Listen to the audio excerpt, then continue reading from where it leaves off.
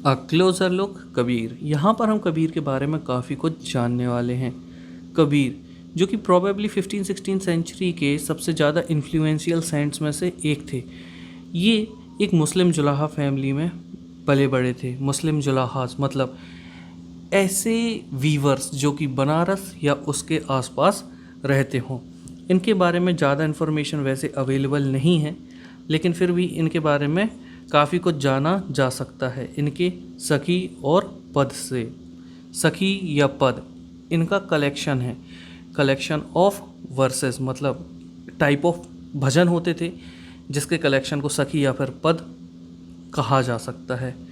ये कंपोज किए गए थे इनके द्वारा बाय वॉन्डरिंग, मतलब ये है कि कोई भी एक व्यक्ति होता है जब किसी तरीके की कंपोजिशन करता है तो वो पेन कॉपी लेकर या उस समय जो पत्ते वगैरह में लिखा करते थे उसे लेकर एक जगह बैठकर लिखा करते थे। लेकिन ये एकदम मस्त मौला इंसान थे, इसीलिए ये घूमते फिरते रहते थे और अपने भजन गाते रहते थे। इनके कुछ भजनों को बाद में कलेक्ट करके प्रिजर्व कर दिया गया गुरु ग्रंथ साहिब में, पंचवानी में और बीजक में।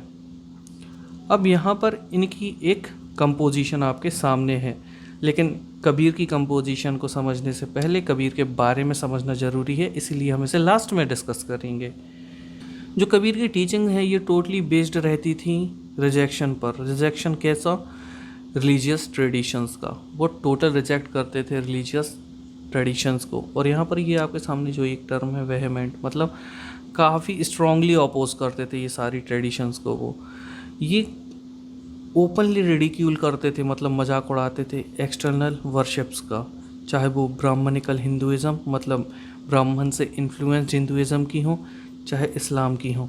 इसी के साथ साथ ये जो प्रीस्टली क्लासेस होती थी उनके जो डोमिनेंस होते थे उसको भी क्रिटिसाइज़ किया करते थे, और जो कास्ट सिस्टम होता था इसे भी क्रिटिसाइज़ किया करते थे।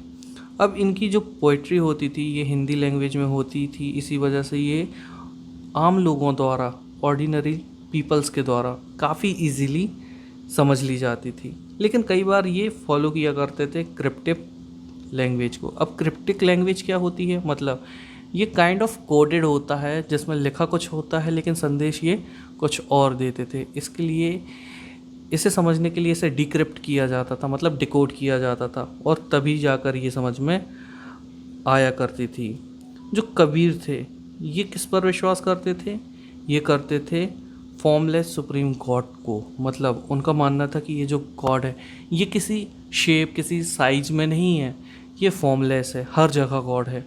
और इन्होंने ये बताया है कि अगर किसी व्यक्ति को सॉल्वेशन चाहिए, मोक्ष चाहिए, तो उसे भक्ति को और डिवोशन को फॉलो करना होगा। लेकिन यहाँ पर इनकी भक्ति या डिवोशन का मतलब ये नहीं था कि वो मूर्ति पूजा करे, बहुत सारे आडंबर, ये करो वो करो, ऐसा कुछ नहीं था। आपको सिंपली भक्ति में लीन हो जाना है, आपको टोटली डिवोटेड हो जाना है टुवर्ड्स योर गॉड।